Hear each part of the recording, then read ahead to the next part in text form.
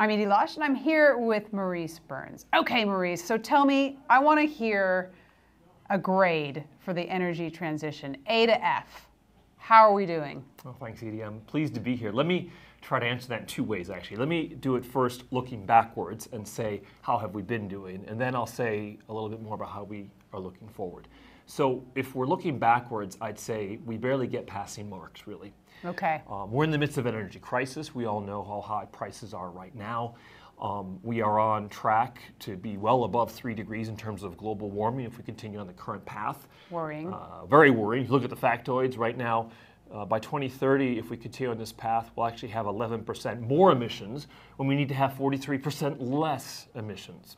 So all of that, looking backwards, I kind of go, not very good. Not very good. If we look forward, though, I'm a lot more optimistic. And I'm a lot more optimistic because I think we are taking some actions today and have been in the past 12 to 24 months that make me feel a lot better about where we're going. And those are actions on the policy front. I think people are well aware of what's happened in the US with the IRA and how that has positioned us going forward, how it's funding a lot of the low carbon technologies.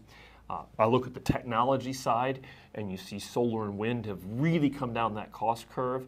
And right now, in most places in the world, solar and wind are not only competitive, but they're less costly than other forms of generation and other fossil fuel forms of generation. CCUS is reaching commercial scalability. Hydrogen has a lot of potential, and everybody's investing behind it.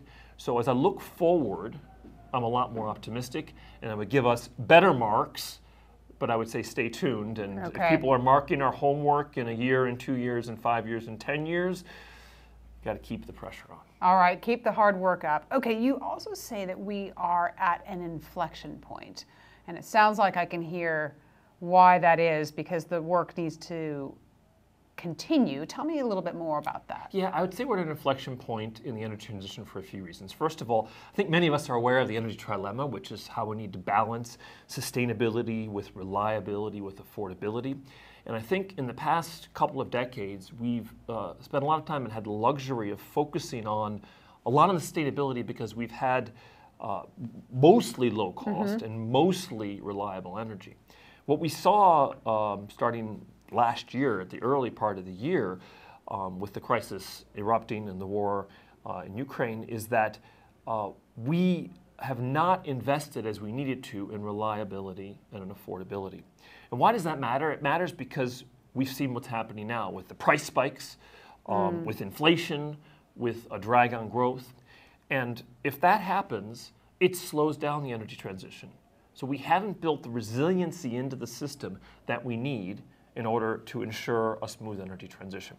So I'm optimistic, and I think that the inflection point comes because policymakers are taking note and they're creating more sensible policy, because technology is getting the investment it needs, and because the world has seen what happens if we don't really balance the three parts of the trilemma adequately.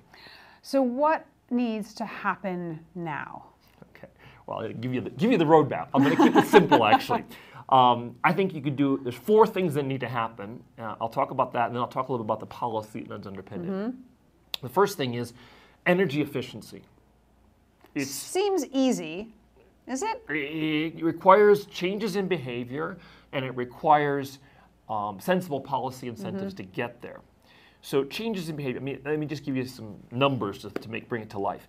More than 40% of energy produced is what we call rejected, which means it's not even used, it's wasted.